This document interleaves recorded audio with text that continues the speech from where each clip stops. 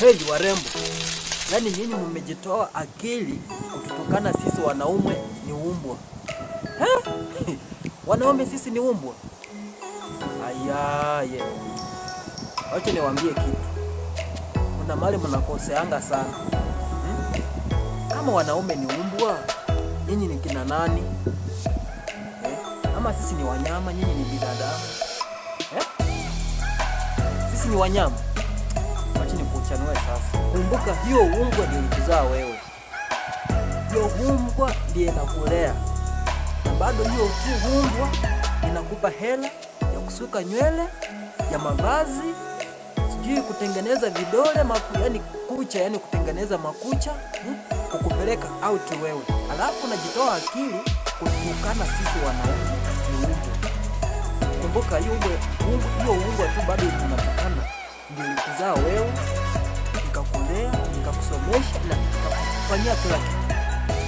Hebu tuone heshima, tuheshimu bwana. Usitubebe hivi wana.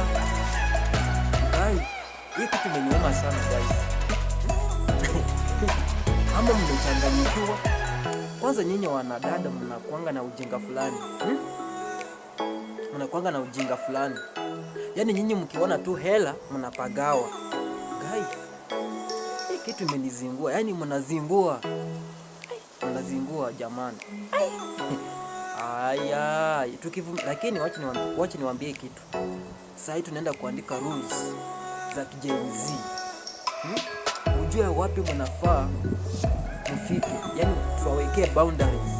Tuwawekee mipaka. Mnatunyanyasa sana bwana.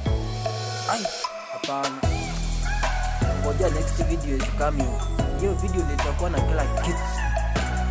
Mkinichukia nichukieni, lakini nimewaambia ukweli. Kweni na heshima, heshimu wazazi wenu.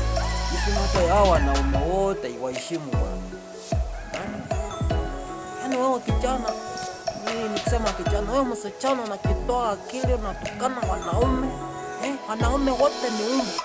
Ngai.